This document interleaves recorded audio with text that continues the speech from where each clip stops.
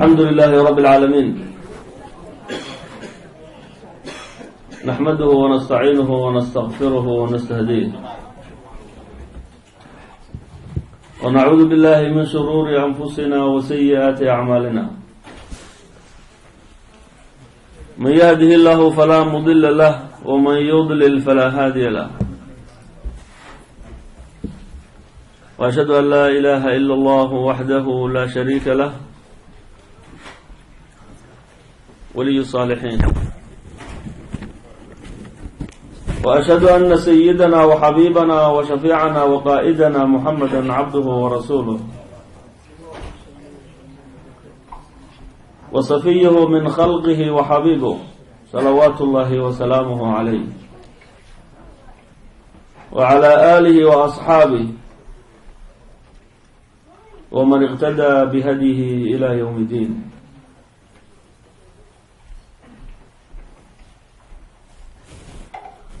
اللهم أنت أحق من ذكر وأحق من عبد، وأنصر من تقي وأرأف من ملك، وأجود من سئل وأوسع من أعطى. أنت المليك لا شريك لك، والفرد لا ند لك، كل شيء هالك إلا وجهك، لن تضاع إلا بإذنك، ولن تعصى إلا بعلمك، تضاع فتشكر وتعصى فتغفر.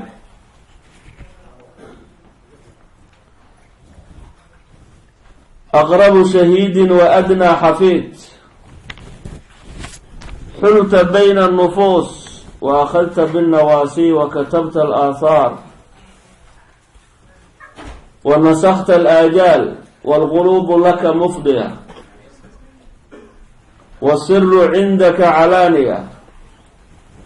والحلال ما أحللت والحرام ما حرمت، والدين ما شرعت، والأمر ما قضيت، والخلق خلقك والعبد عبدك، وأنت الله رؤوف رحيم. نسألك بنور وجهك الذي أشرقت له السماوات والأرض، وبكل اسم هو لك، وبحق سائلين عليك، أن تقيلنا في هذه الليلة وأن تجيرنا من النار يا أرحم الراحمين. اللهم صل على محمد، دب القلوب ودوائها وعافية الأبدان وشفائها ونور الأبصار وضيائها وقوت الأرواح وغذائها، وعلى آله وأصحابه ومن اقتدى بهديه إلى يوم الدين.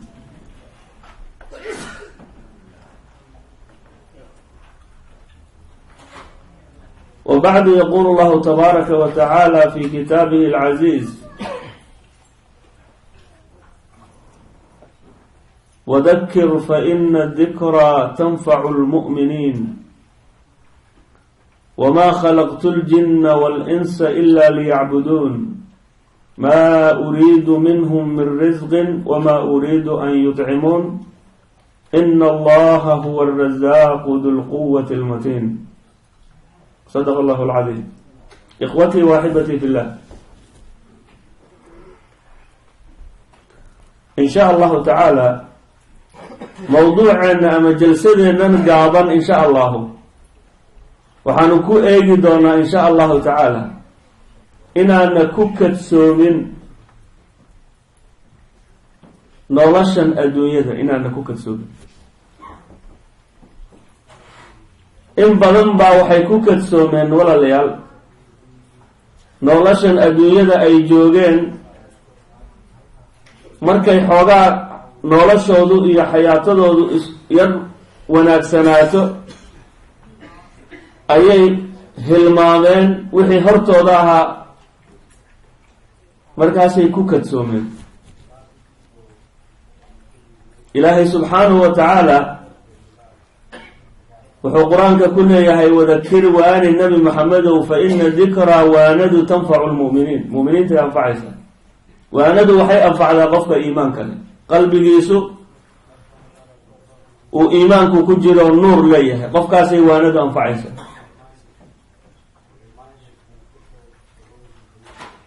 wamaa khalaqtu ljinna waalinsa ilaa liyacbuduun baa ilaahay yidhi insiga iyo jinniga ma aanan abuurin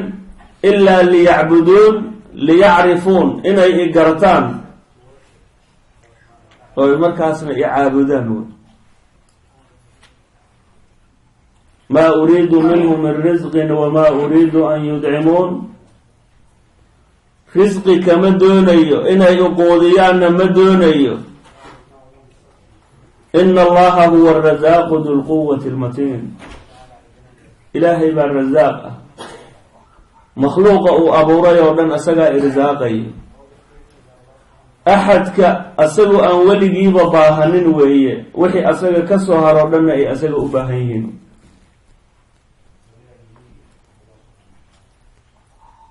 waxaa ilaahayna xusuusinayaa subxaanahu wa tacaala inaan garanno walaalayaal noloshan adduunyada ah ama xayaatada adduunyada inta aanu joogno waa in yar xikmadana laga doonayana waxa weeye inaan ilaahay garanno waxa noo dhoweynayana aan ku dadaalno waa inuu qofku fiiriyo waxa uu soo dhaafay waqtiga uu soo dhaafay axwaasha uu soo maray xaaladda uu hadda ku sugan yahay iyo waxa hortiisa oo imaan doona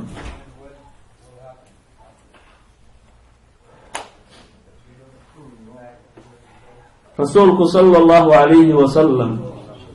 xadiid muslim iyo bukhaariba ay warinayaan oo saxiixeynka ku sugnaaday wuxuu nabigu calayhi salaatu wasalaam nooga sheekeeyey oo ka waramay 3 nin oo reer bani israa'iil oo ilaahay imtixaamay subxaanahu wa tacaala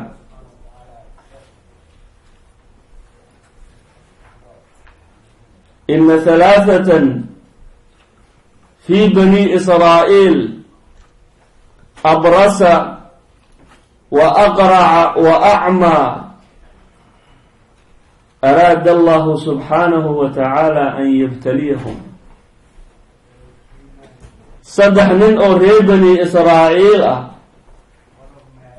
mid wuxuu ahaa mid baras qabo cudurkan baraska la yidhaahdo ee jirka intuu ku dhaco jirka dhan caddaynayo maqaarkuu yacni caddaynaya qofka jirkiisoo dhan baa isbedelayo aada buu u falxumaanaya waa cudur xun weeye barasku iyo aqrac mid aan timo lahayn oo madaxiisu wax timaha uusan qabin yaana timuhu waa ziino waa qurux wey wa acmaa mid indhala oo araggiisii waayey oo aan indho qabin 3daas qof ayaa ilaahay subxaanahu wa tacaala wuxuu doonay inuu imtixaamo araada allahu an yabtaliyahum ilaahay inuu imtixaamuu doonay waa inay cibro u noqoto tusaale u noqoto dadka kalea la doonayaa markay dhagaystaan oo ay hadalka nabiga maqlaan calayhi salaatu wasalaam nabigu saadiqulmasduuq waayo qof la arkay inuu ismiisaamaa la doonaya nicmada ilaahay ugu nicmeeyey inuu garto waqtiga uu soo dhaafay inuu garto xaalada uu ku sugan yahay inuu fiiriyo markaana ilaahay uu ku shukriyo wabacatha allahu ilayhim malaka malag baa ilaahay usoo diray fa ata alabrasa kii baraska qabay buu u imaaday yuu u tegay malagii faqaala wuxuu yidhi ayu shayin axabu ilayk wax lagu siiyo maxaad ugu jeceshay faqaala wuxuu yidhi lawnun xasanun wa jildun xasan waxaan ugu jeclahay wax la isiiyo midab qurux badan iyo maqaar qurux badan inuu ilaahay isiiyo inuu iga tago wa an yadhaba canii maa yaqdaraya annaasu dadku waxa ay igu yasayaan oo xanuunkan jirkayga dhan badela iyo jirkaygao dhan cad in ilaahay iga bi'iyo wax la isiiyo taasaan ugu jeclahay adduunyada wax la isisiiyo ama qofku waxa ugu jecel yahay waa caafimaad wey. markuu caafimaad helo unbuu wax kala xusuusanaya markaa nicmo kale in la siiyo. famasaxa almalaku biyadihi, malagii gacanta ayuu sidaa u mariyey ninkii, waxaa ka tegey wixii jirkiisa ku sugnaa ee caddaanta ahaabaa ilaahay ka qaaday. fa ucdiya lawnan xasanan wa jildan xasan, midab aada u qurux badan oo dhalaalaya iyo jildi quruxsan baa la siiyey. fa qaala wuxuu yidhi malagii haddana, ayu lmaali axabu ilayk, xoolo maxaad ugu jeceshay, wax sheego. fa qaala wuxuu yidhi alibil, geel baan ugu jeclay. fa ucdiya naaqatan cusharaa, hal baa la siiye dhalayso oo 10 bilood ah, hal 10 bilood ah oo dhalmadeedii wax yar ka dhiman tahay ayaa la siiyey. geel 12 bilood buu ku dhalaa, hal 10 bilood oo dhalmadeediiba wax yar ka dhiman tahay ayaa la siiyey. fa qaala wuxuu yidhi malakii, baaraka allaahu laka fiiha, allaha kuu barakeeyaasha. uma ata alaqrac, kii tima la-aanta ahaa ee alle u xiirka ahaa buu u tegey. fa qaala wuxuu yidhi, ayu shayin axabu ilayk, wax lagu siiya maxaad ugu jecesha. qaala wuxuu yidhi, shacrun xasan, timo wanaagsan inuu ilaahay siiyo, taasaan ugu jecla. famasaxa almalaku biyadihi fa ucdiya shacran xasanan,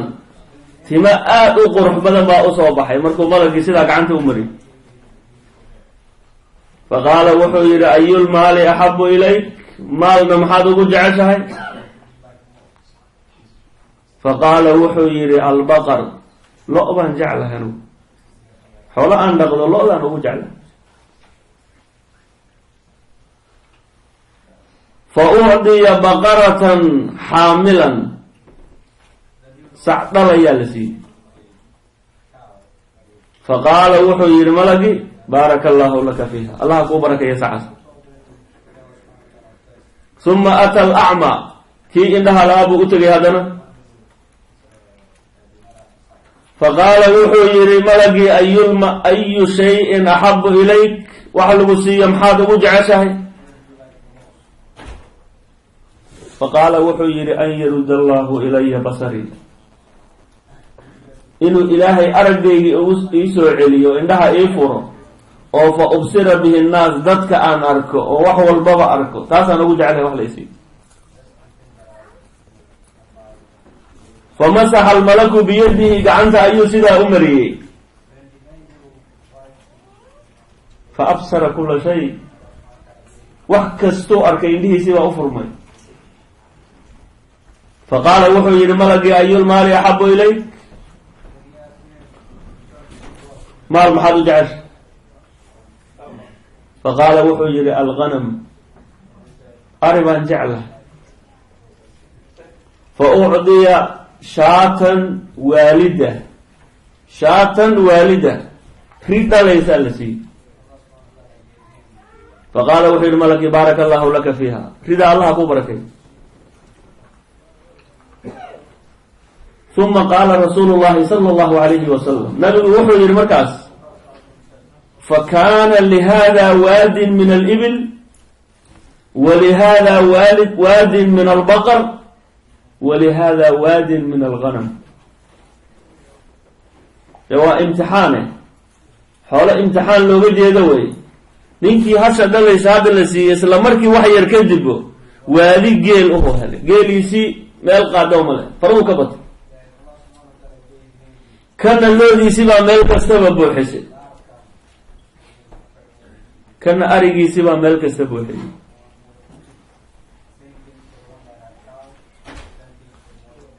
uma bacatha allahu ilayhim almalak, malagii baa ilaahay usoo diray haddana, waa la imtixaamayaa. shalay way yacni nin walba cillad buu qabay oo cillad buu qabay,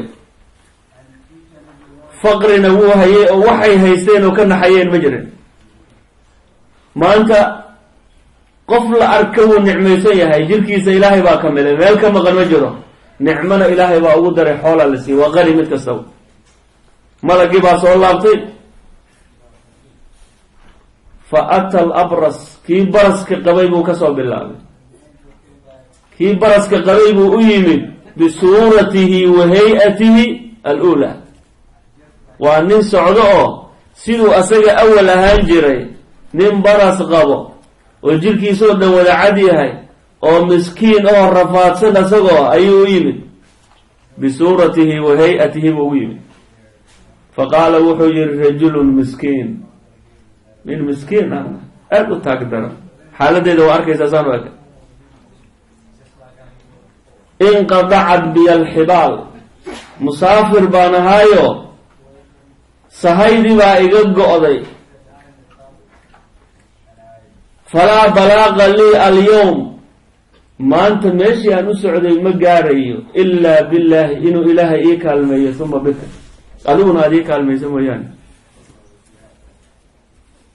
as'aluka biladii acdaaka allawna alxasan waalmaal baciiran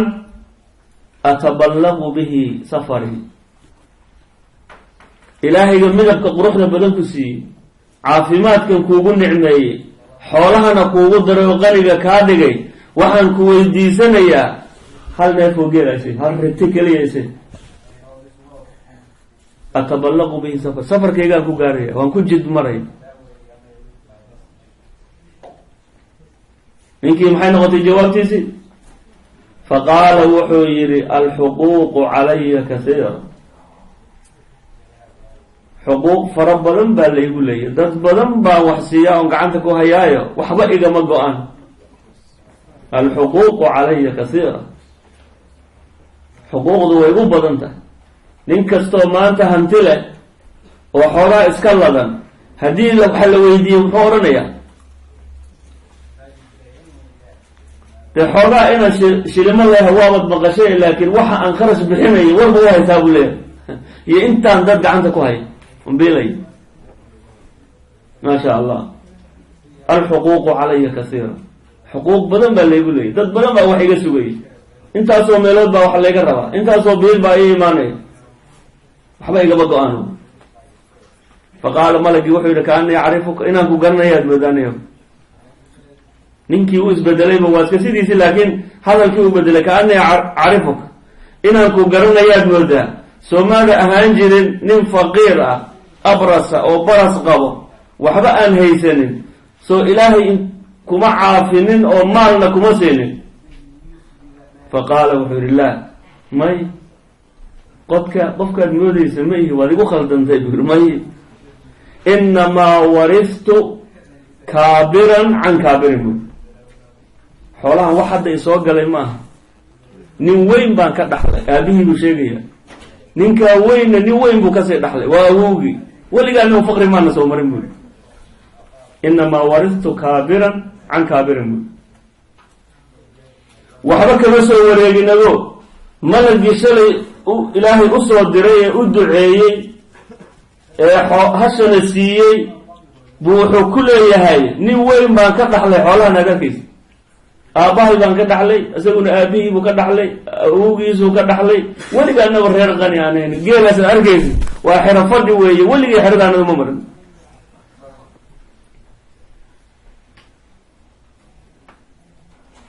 ina alinsaana lakafuur insaanku ilaahay nicmadiisa wuu ku kufrinayaa markiiba wa qaliila min cibaadiya shakuur in yar baa addoommahayga shukrinaya nicmada ku shukrinaya ilahay leey qaliila maa tadakaruun in yar baad waansamaysaan baa ilahay leey wax kastoo la idiin sheego in yar baad waansamaysaan wax garanaysaan ina alinsaana khuliqa haluuca ilaahay wuxuu yidhi insaanka waa la abuuray khuliqa waa la abuuray haluucan xaal uyi haluuc macnihiisu waa maxay aayaddaa fasirkeeda aayadda ka dambaysaa fasirayso idaa masahu sharu jazuucan wa idaa masahu lkhayru manuuca haluuc macnihiisu saas wey idaa masahu sharu hadday shar taabato jazuucan waa argagaxaya ilaahayow dhibba ay haysto waxana ay hayo ilaahowga waa argagaxaya waidaa masahu lkhayr haddii loo nicmeeyo oo wax la siiyo oo xoogaa loo raanaadana manuuc may waxba ma hayo waxma heli karo. marka ilahay nicmadiisa kuma shukrinayo insaanku.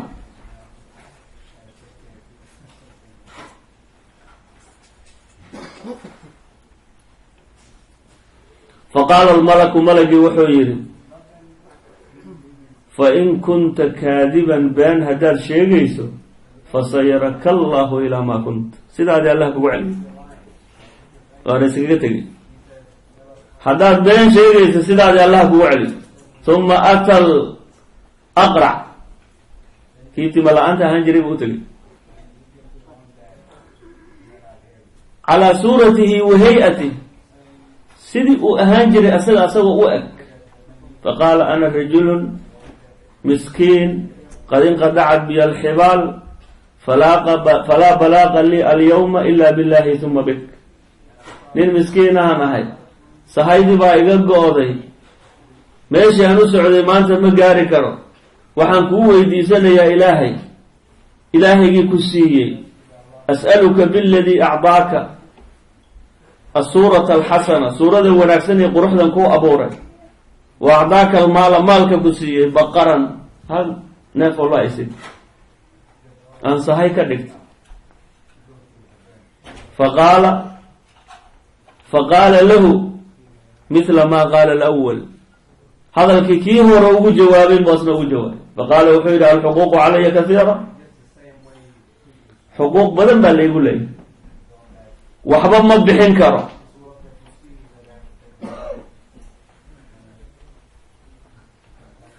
faqaala wuxuu yidhi malagii kaanii acrifuk, inaan ku garanayaad moodaa, soo ninkii sidaa ahaan jiray maad ahayn, miskiinka ahaa ee aan timaha lahayn ee faqiirka ahaa, soo ilaahay kuma caafinin, xoolana kuma siinin? maya buu yidhi, inamaa waristu kaabiran can kaabirin. faqaala almalaku wuxuu yidhi fain kunta kaadiban fasayaraka allahu ilaa maa kunta, haddaad been sheegayso sidaadii allah kugu celiyo. uma ata alacmaa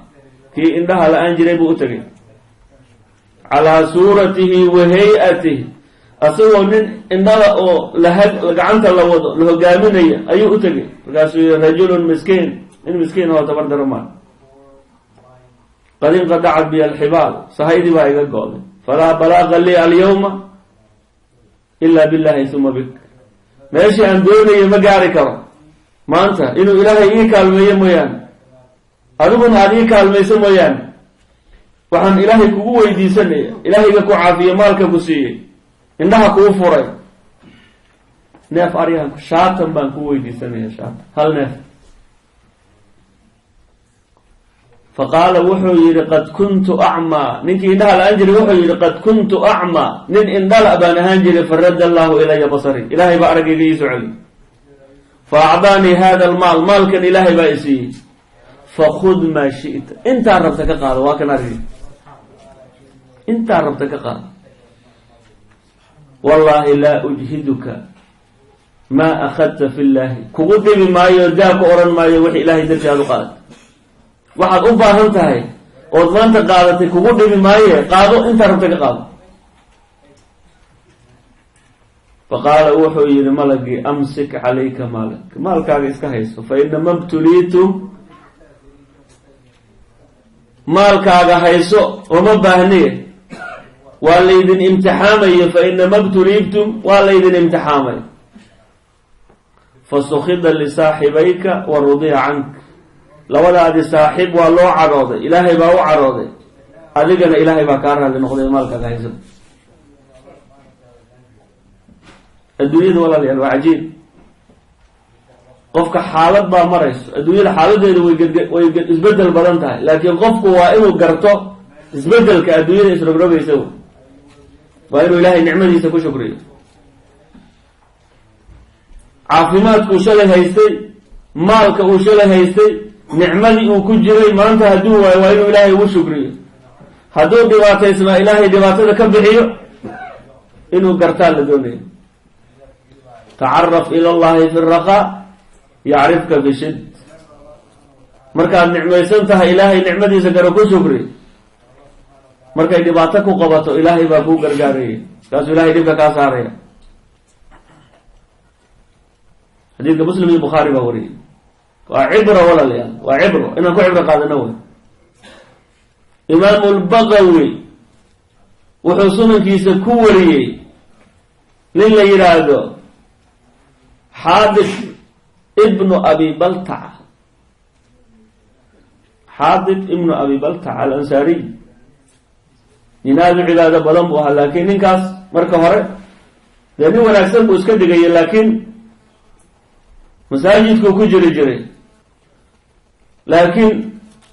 markii dambe adduunyaa fitnaysay ibnu xajar ayaa kitaabkiisan yani tamyiizu saxaaba ayuu ku tilmaamayaa wuxuu leeyahay xaadib laba nin bay ahaayeen nin wanaagsan buu ahaayo beder ka qayb galay ma aha ninka xaadib binu baltaca la ohan jiray laakiin kan xaadib ibnu abi baltaca day ku kala bedelan yihiin saasuu ley ibnu xajar aniga adduunyadu fidnaysay way ninkaa nin faqiir u ahaa rasuulku u yimi calayhi salaatu wasalaam wuxuu rasuulka ilaahayo faqri ayaa aada ii dhibay wax aan haysta ma jiro xataa jamaacadii baan imaan la-ahay gurigii baan kasoo bixi lahayo aniga xaaskayga hal mara keliyaan haysanaa oo kolba mid baa ku tukado inaad ii ducaysaan doonay markaasuu rasuulku calayhi salaatu wasalaam iska daabura bal yani xaadibow adduunyada iska dha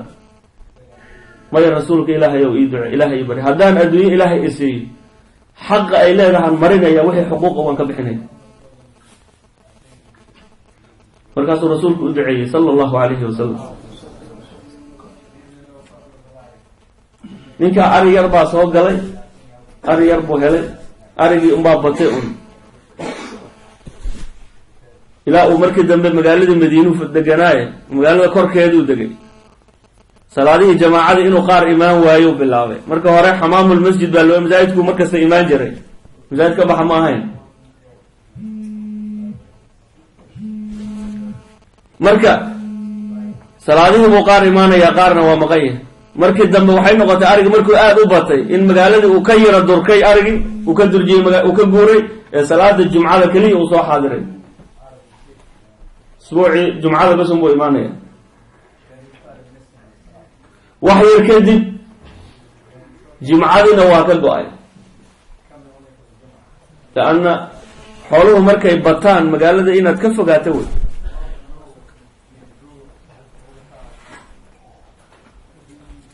xoolaa ilaahay kuma shaqeeyey ninka nin qaniyo aada u xoolo badan buu noqday faanzala allahu aayata zakaa zakadaa soo degtay markaas la waajib yahay la fard yahay rasuulku calayhi salaatu wasalaam laba nin buu diray oo wuxuu yihi zakada soo ururiya dadka xoolaha ka soo ururiya ninka xaadib ibnu abi baltacana ka soo qaaday zakadii xaadib baa loo tegay dadkii uu nabigu soo diray calayhi salaatu wasalaam zakada qaadayay baa u yimid xaadiba waxaa la yidhi zaka lagaa doonayaa oo zakadu maxay tahay buu yihi ii sheega qiimaheedu wax intee dhan waa loo sheegay intaasaa xoolaha ka waajibaysa faqaala wuxuu yihi haadihi jizya ow ukhtu ljizya jizya waa koodi ama waa canshuurta laga qaado gaalada muslimiinta ku dhex nooleyd ee mucaahadka iyo dimiga la ohan jiray ee muslimiinta dhexdooda ku jiray yaa canshuur laga qaadaa koodi baa laga qaadaa zakadii ilaahay uu waajibiyey wuxuu ku tilmaamay waa jizyi waa nalagu dhacayaa labadii nin markaa way isaga soo tageen zakada qaadayay masaasa way isaga soo tageen bal marka hore wuxuu ku yidhi bal isoo mara waan kasii fikirayaa isoo mara hadalkaasna wuu yidhi markii dee dadkii kale dhan xoolihii ay ka soo qaadeen markii ay soo noqdeenna sidiisii unbuu iska ahaaday waa laga soo tegay لوادن المدينة كسر بابتين رسولك يقول صلى الله عليه وسلم مر الله مركي كسر بحانا لوادن انت ينقوى من إسوس عدان يو النبي يقول يا ويح الثعلبة يا ويح الثعلبة ولا ثعلبة وهو يقول نبي عليه الصلاة والسلام تدعى قربك عليه دمي والله وحي يذي لمن كان أوبا نبي إنه هو الرمان دي ninkii markii uu nin qaraabo ay ahaayeen oo magaalada deganaa ayaa markuu hadalkii maqlay waxa soo degtay isla markii markuu nabigu sidaa yiri ayad baa soo degtay fi surati tawba ومنهم من عاهد الله لئن آتانا من فضله لنصدقن ولنكونن من الصالحين dadka waxa kamida mid ilaahay ballan u qaadayo oo ilaahay ballan iyo ahdi la galay ilaahay oo hadaad maal siiso maalka waan bixin meeshii mudnayd oo munaasabka ahayd baan ku bixin dadka wax sadaqaysanayo wanaagsan baan ka mid noqon falamma aataahum min fadlihi bakhilu bih marka ilaahay fadligiisa ay helaan xoolihi la siiyayna bakhilu bih way ku bakhileen way jeesteen iimaankii bay ka jeesanayaan aayadda markay soo degtay oo rasuulku u sheegay asxaabtii uu ku dul aqriyay nin ay qaraabo ahaayeen ayaa tagay ninkiiba u tagay war wuxuu yidhi waad halaagsantay aayado qur-aana ilaahay kugu soo dejiyey toobad waxaa kugu dhow hadda inaad rasuulka u tagtee meesha ka tag buu yidhi markaasuu xoolihii zakada oo dhan buu xoolihiisu intuu kasoo qiimeeyey ayuu yimid soo kaxeeyey markaasuu rasuulka u yimid rasuulku calayhi salaatu wasalaam wuxuu ku yidhi ilaahay uu ii diiday inaan zakada kaa aqbalo zakadaada ma qaadayo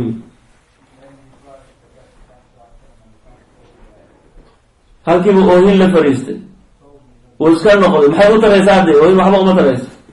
asagoo sidii ku sugan oo aan zakadii laga qaadan iyo nabigu dhintay sala allahu calayhi wasalam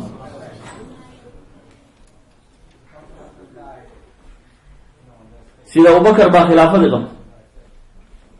markuu sida abubakar khaliifka noqday ayuu haddana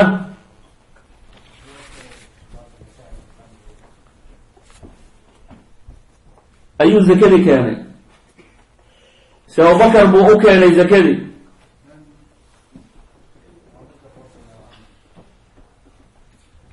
markaasuu si abubakar wuxuu ku yidhi rasuulku sala allahu calayhi wasalam wuu diiday inuu zakada kaa qaado sidaasuuna ku dhintay wax uu rasuulku diiday calayhi salaatu wasalaam aniga ma qaadayo si abubakarna waa diiday sida cumar baa haddana khilaafadii qabtay sidoo kaleu ku yidhi sida cumarna wax rasuulka calayhi salaatu wasalaam uu diiday si abubakarna uu diiday anigu ma qaadayo ku yidhi famaata fii khilaafati cuhmaan ayuu dhintay soo wax zakadii ka qaaday u jirsay cuhmaan uu zakadii ka diiday ayuu sidaa ku halaagsamay ninka maxaa halaagay walaaleya adduunyadii baa halaagtay hadduu ilaahay nicmadiisa garan lahaa dhibaatadii uu ku jiray hadduu garan lahaa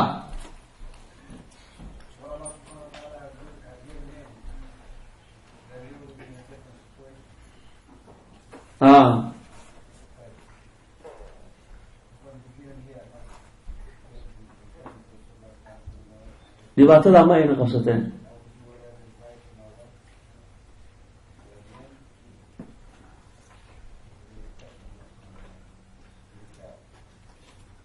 dhibaatadaa ku dhacday ma ayna qabsateen ninkaas qofku waa inuu garto xaaladii uu shalay ku sugnaayo uu soo maray waa inuu xusuusto walaalayaal ilaahay nicmadiisa waa inuu garto markuu ilaahay u nicmeeyo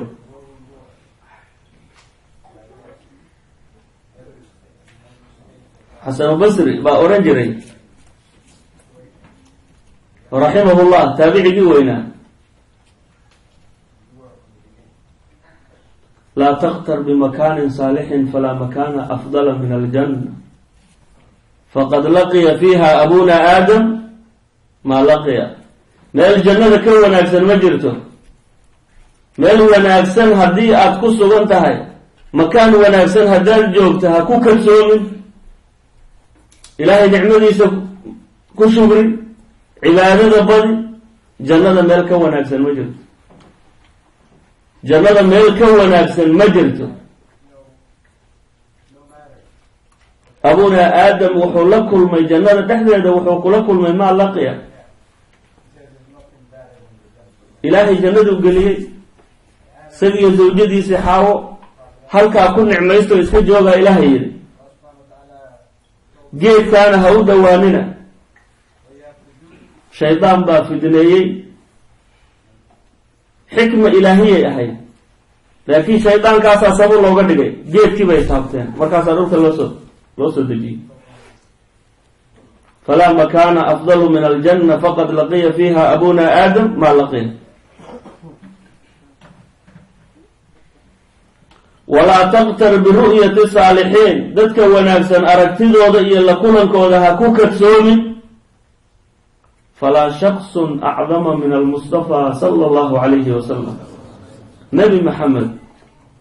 axad ka weynaa oo ka fadli badnaa ee makhluuqaho ilaahay abuuray ma jiro falam yantafic bihi alkufaaru waalmunaafiquun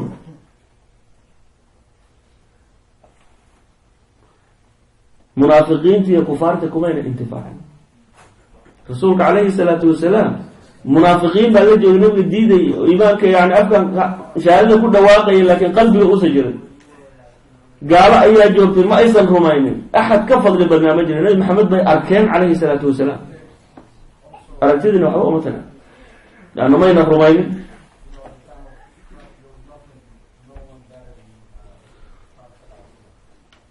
walaa taktar bikatrati alcibaada cibaado fara badanna ha ku kadsoomin miisaanku maaha cibaado badan inuu ilaahay ku aqbalo weeyaan mooyaan wax kale ma cibaado badan maaha fa ina ibliis bacda mugsihi fi lcibaada markuu wax badan cibaado uu waday ee malaa'igta uu ka mid ahaa muqarabiinta uu ku jiray fandur maadaa laqiya muxuu la kulmay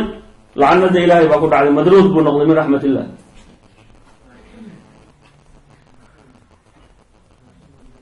walaa taqtar bikatrati alcilmi cilmi fara badanna ha ku kadsoomin cilmiga di ilaahay aqoon ku siiyo ood cilmi badan leedahay cilmiga ha ku kadsoomin fa ina balcaam ibnu baacuura balcaam binu baacuura ninkii la yidhahda nin caalim uu ahaa bacda nadrihi fi lawxi lmaxfuud fandur maada laqiya nin ilaahay cilmiga daahirka iyo baatikaba isugu daray buu ahaa ilukashfi buu ahaa looxu maxfuudkuu fiirin jiray mukusaa u fiirin fandur maada laqiya markii dambe muxuu la kulmay iimaan la-aan buu ku dhintay sida ilaahay uu nooga qisoonayo fi suurati alacraaf watlu calayhim naba aladii aataynaahu fii suurati alacraaf baa ilahay nooga qisooday iimaan la-aan buu ku dhintay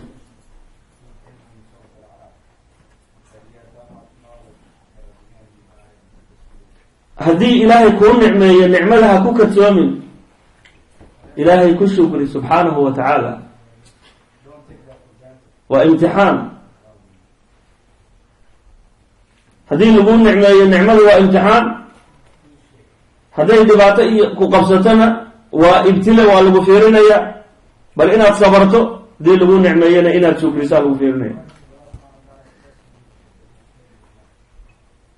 khayrka iyo shartaba waan idinku imtixaamaynaa baa ilahay leey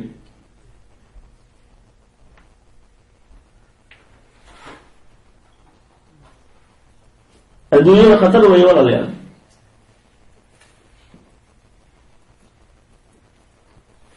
waxay kutubta soo qaadaan qisaska ku soo qaadaan nabiyullaahi ciisa calayhi wacalaa nabiyina afdal salaatu wasalaam ayay nin isi soo raaceen way baxeen safar bay u baxeen 3 xabo kibis ana sahay bay u qaateen 3 muufay qaateen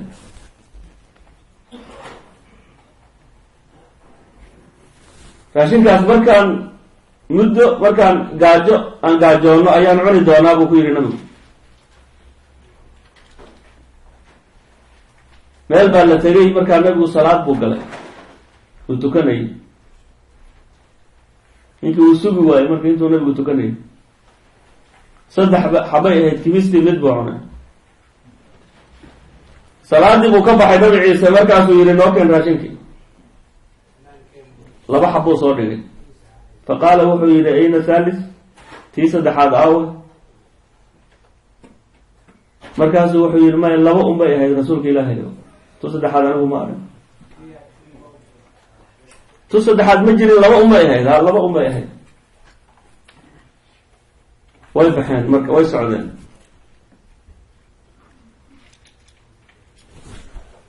waxaa hortooda uu ku arkay rasuulku baasha la yidhaahdo dabiyada ama eelada markaasuu u yeedhay nabi ciise xabad buu u yeedhay way u timid dee nabi ilaahay buu ahaa eeladii way iska soo istaagtay way gowraceen waa la gowracay way karsadeen way cuneen markay cuneen oo hilibkeedii ka dhargeen kadib ayuu hilibkeedii intuu lafaheedii isku harageedii saa isugu soo ururiyey ayuu yidhi ilaahay iidankiisa noolow eeladii way iska istaagtay way kacday hal mucjizaadkii nabi ciise la siiyey maxaa ka mid ahaa innahu yuxyi lmawta kuwa dhintay buu noolayn jiray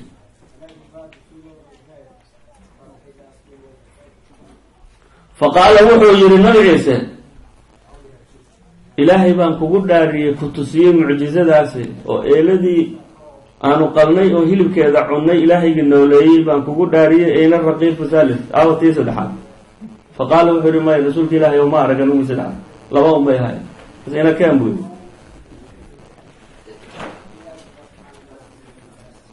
weli ayay imaadeen soconayo gacanta ayuu sidaa u qabtay markaasuu rasuulku weligiibuu dul mariyey nink biyihii bay iska dulmareen way ka baxeen weligii markay gudbeen oo iska kormareen ee dhinaca kala tageen iyo wuxuu ku yidhi ilaahaygi mucjizadaa ku tusiyey baan kugu dhaarinayaa ayna raqiifu thalith aawo kibistii 3aad rasuulka ilaahay oo ma arag buu yidhi may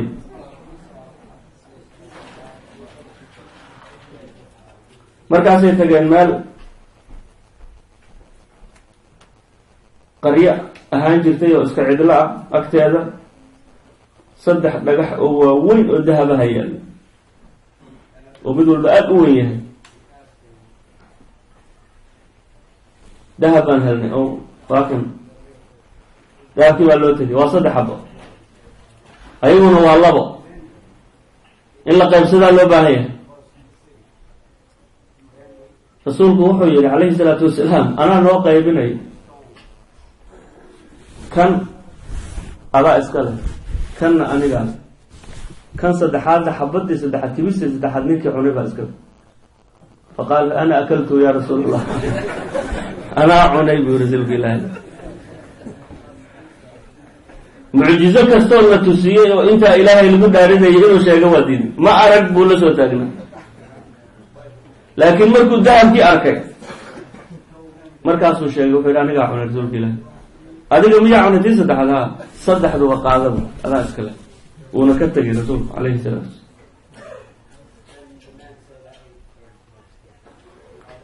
ninkii asagoo 3 dhagaxee dahabkaa meeshii la hayo si uu yani u qaadan garan la 3 nin oo socotaa u timid waxay yidhahdeen war dahabka yaal anigaa leh anaana dahabkayga hayga taabanina de waa 3 nin ama 3 nin buu iska celin karaa waa la dilay asagii meeshaa lagu dilay dahabkii bay ka qaateen 3doodii waaba ku filaya marka hadday qaybsadaana waa 3 nine markaas waxay yidhahdeen dahabkan waa nagu filan yahay laakiin magaalada tan lagu dhow cunto aan u doonano ninba yidhahda cunto noo raadi kaan cuntadaas soo qaadano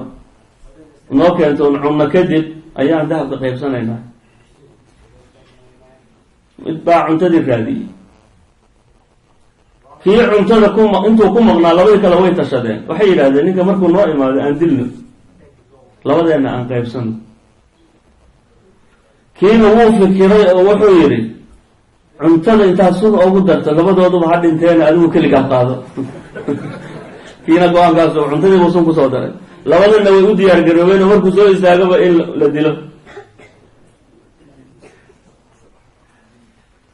ninkii markuu cuntadii asagoo wado uu yimid ee cuntadii saa u dhigayba waa lagu dhuftay, nin la gaadayo oo hadee meeshu ku dhacay waa la dilay. labadoodii maxay yidhahdeen dee xoolihii hadda anagaaba yeelanay ninkiina tegi dee aan qadayno, markaan qadada ka dharinaa waxayna qaybsana. labadiina cuntadii bay la fadhiisteen, mar alle markii afka saaray waa ku garab dhaceen iyagu, 4 ninba meeshay ku dhinteen. waxay leedahay qisadu dib buu usoo maray nabi ciise haddana soo socda, 3 nin iyo kii hore 4tii oo dhimatay mayda iyo dahabkii oo meeshiisa yaalla weli. markaasuu yidhi adduunye xaaladeedu waa saa, sumun qaatil wey. addunyaa sumun qaatil, adduunyadu waa sun qaatila ah, qofkii jeclaado oo raadiyo sidaa unbay u dilaysaa. saas wey adduunyada xaaladeedu, lagama dhergeeyo. nin yool ka gaaray adduunyada oo intuu ka dhergey anigu waa igu filan tahay yidhi lama arag. adduunyada dharagteedu waxa weeye inaad ilaahay ku xusuusato. markaad ilaahay ku xusuusato ood ilaahay nicmadiisa ku shukriso, markaa unbaad adduunyada markaasaad ka dhargeysaa, markaasay ku anfacaysaa. haddii kale waa ku kadsoomaysaa. imaamu tirmidi wuxuu sunankiisa ku warinaya, wuxuu rasuulku yihi sala allahu calayhi wasalam, 3 waan ku dhaaranayaa inay xaq tahay. sadaqo maal ma nusqaamiso. addoon intii la dulmiyo dhib loo geysto iskama cafiyo ilaahay dartii ilaa zaadahu allahu ciza. de intii lagu dulmiyaa iska cafiso adoo qofkaa ka aaragoosan karo, ilaahay cizi unbuu kugu ziyaadin. sadaqa aada bixisayna maal ma nusqaaminayso, inuu ku ziyaado mooyaane. addoon su-aal iyo baryo baabkeeda ma furo, uu ku doonayo inuu wax ku badsado, soo dhibaato haynin ayuu su-aal baaba mas'ala ayuu naftiisa ku furay, ilaa zaadahu allahu faqra, ilaahay faqriga buu ku ziyaadinaya. 3daa inay xaq yihiin baan ku dhaaranayaabuu nabigu yidhi, wa uxadithukum xadiidan faxfaduu, xadiid baan idiin sheegaya, waa idiin sheekaynayaa, xifdiya buu nabigu yidhi, xifdiya. inama dunya li4, adduunyada 4 bay usugnaatay. rajulun aataahu allahu maalan wa cilman, in ilaahay maal iyo cilmi ba isugu daray,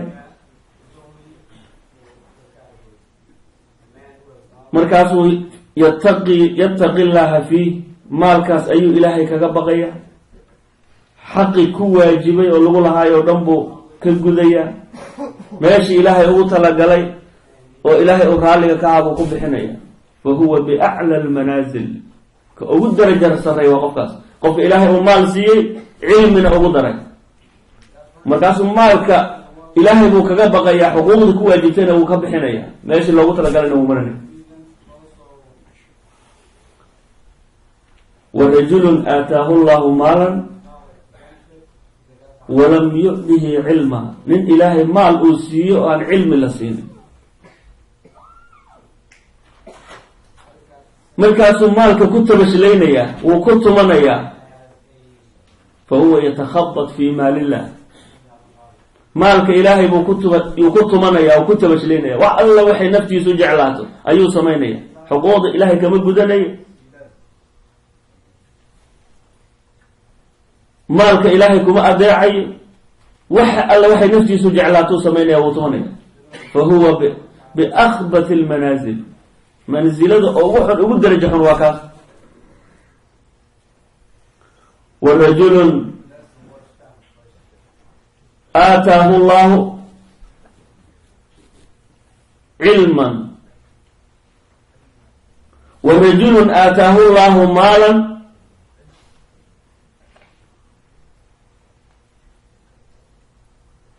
ورجل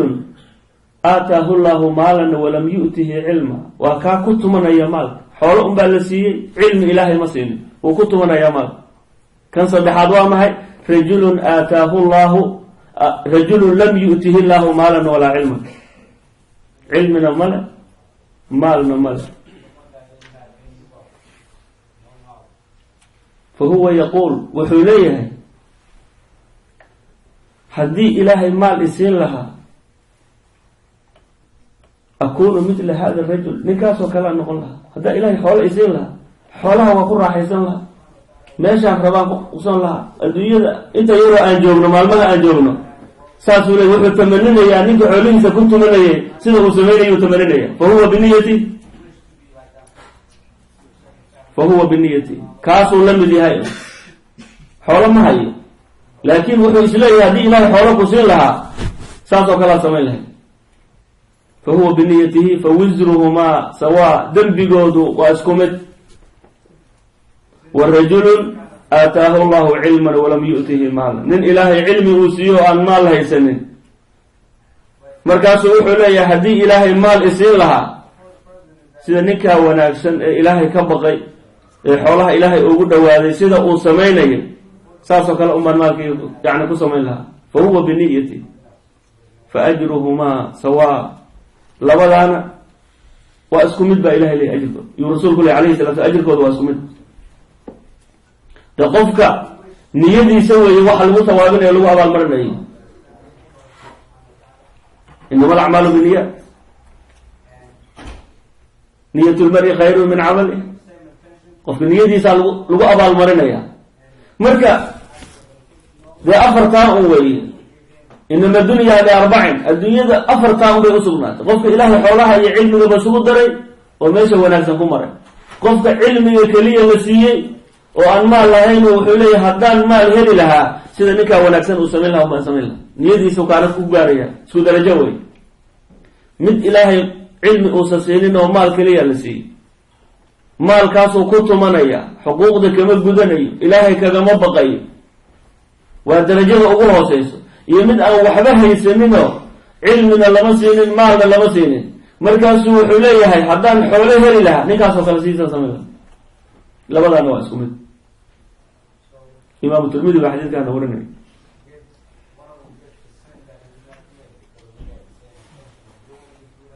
عبرة لدونه ولا لا وإن لو عبرة قاعدة نصوصته مركز دقيسته أحاديث آيات وين دقيسته وعبرة الدنيا ما لها يروى أجوبته حالات كسر كجوبته وين أكون عبرة قاعدة عبرة لدونه إيمان بالدونه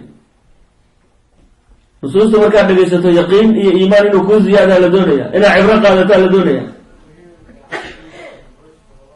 ما شاء الله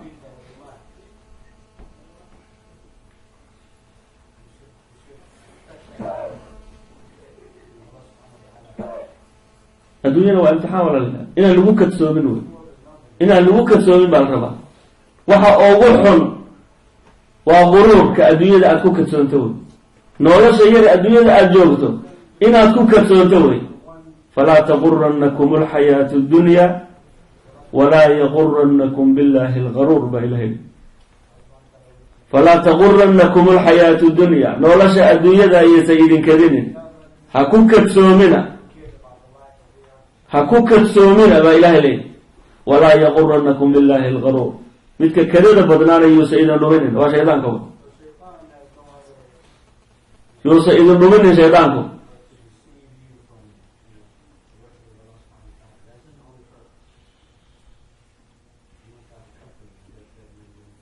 حامد بن اللحاف نكي الأورنجري يسلف صالح كم لها وحيري ضربنا 4 من 4 فأخطأنا طرقها فوجدناها في 4 أخرى. أفر شيء وحنكر هذه أفر وأنكو قفني وضد يدي وأنكو خلدنا أفر ميلود وكلام كهلنا. ضربنا المال في الغنى، ضربنا الغنى في المال. غني لماذا إيه مالك يعني غني لماذا إيه هذا لماذا وحنكر هذه مالك.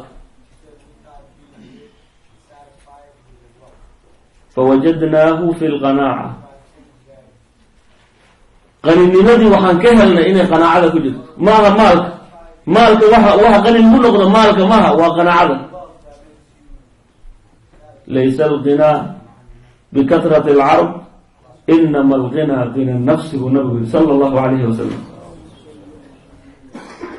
غني لماذا ماها حوالي بدلين هذا بدأ عبدين هذا يعني بزنس فرض بدلين هذا ماها غني لماذا إنما الغنى غنى النفس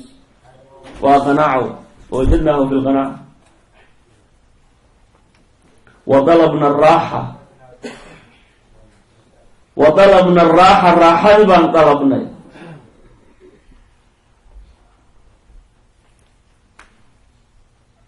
يعني فادنا يوري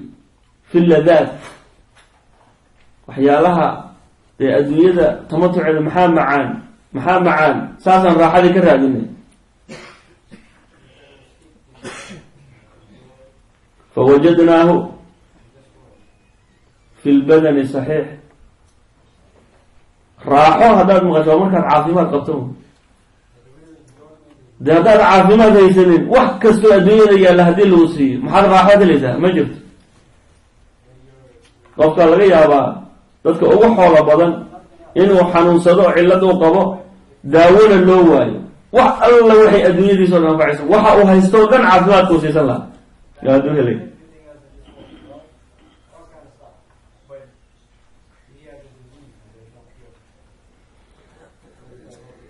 وضربنا اللذات في الراحة فوجدناه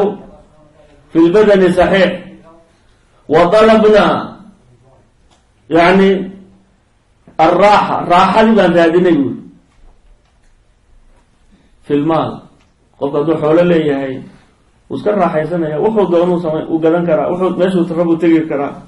تاسو قفكس لي هذه حول لي وحول باقو سور دغلي. فوجدناه في قلة المال. راحة waxay ku jirtaa maalka laana waad ka nasanaysa hadaad xoolo badan lahayn waad nasanaysa laakiin xoolo haday ka badan raaxo ma jirto habeenii dhaar ma seexanaysa fikir baa ku dilay dadka xanuunka wada qaba xanuunku ku wada dhacay maxaa ku riday fikirka ku riday fikirka badan ee adduunyada ka fikiraya dadka xoolaha la ugu xanuun badan dadka waa naxdinta waxaas markab ay soo rageen baa la qabsaday kaliya haday maqlaan qof markaas ay inuu barashar ku dhaco naxdintu wala hay kaliya muxuu noqon doonaa abu islay muxuu khasaari doontaa markaas mu qabsanay marka dhibaato وضربنا الرزق في الأرض فسقي ما ترك كرادني انت كدون فوجدناه في السماء رزق السماء حق يدو كيما وفي السماء رزقكم وما توعدون بإلهي رزقي إنه حق سرو كيما ده سماء من كيما ده يا واحد ليدين يا باهي واحد أدعون يسوي وواحد مقدورة واحد أدعون يسوي شغل الأقادين واحد أسوي يسوي وواحد مقدورة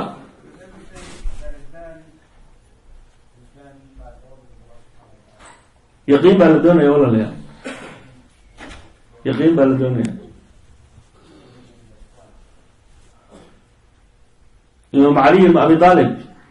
محا وصيات كيسا كمدها من أراد غنى بلا مال وعزا بلا عشيرة وهيبة بلا سلطان فليتق الله. من أراد قفكي دون غنى بلا مال غني نمو أن مال هين dadka asaga ugu qanisan maalna ma xoolo badan uu leeyahay iyo wax ka aqmuuda midna ma wa izzan bila ashira izzi iyo sharaf bila ashiratin qabilna ma la dheeranimo iyo qabil iyo awood ciidan oo ku faanaysa ma وهيبة بلا سلطان هيبة لغا عبصده لغا هيبة بلا سلطان مدح لمن عنهين ونكو مدح دا ولغا عبصده عيدا بوليه أولاد بوليه وإحنا دونهم كوكوفلين كلا ولغا هيبة سنة نكو مدح دا سوما وهيبة بلا سلطان صدح لانكي دونيه فليتق الله إلهي هكبه راعد إلهي كد ذلك إلهي عبسدي ساكد ذلك فإن الله يأبى أن يدل إلا من عساه إلهي وحو ديدي إنه دليه إلا قفك عاسيه ميان قفك إلهي عاسيه ومدله كدعيا عبسد خوفك إيا دباتنا إيا فقرك إيا دبا وطن نكا عاسيه وميسوه إيمانه قفك إلهي كعبسدي إلهي داعدي سليمت وإلهي وعزينا يا سبحانه وتعالى إلهي وعزينا يا من خاف الله يخافه كل شيء قف ملكه إلهي كبقى السدة وقبعه مخلوق ونبع سيئ كهي بيسنه سيئ كعب سنة ويقدرنا يا ويقدرنا يا وحقفه كل عزوه وقعاد إلهي قفه كل عزوه ومقع كل يلنيه وشرف كل يلنيه وهيبت كل يلنيه وح أوليه معها الدنيا أوليه معها ملحنمده أوليه ملكي الدنيا معها وعبسد إلهي سبحانه وتعالى وتقوى إلهي إن أكرمكم عند الله أتقاكم بإلهي الله ينوافجي ولا ذي الودد ونكسوه الدنيا إنت أي جوغانا كوي يعني قرته وحي صادع في قرته وكل عبرقاتي الله ينقدقون اللهم أرنا الحق حقا وارزقنا اتباعه وأرنا الباطل باطلا وارزقنا اجتنابه أقول قولي هذا واستغفر الله لي ولكم. السلام عليكم ورحمة الله وبركاته.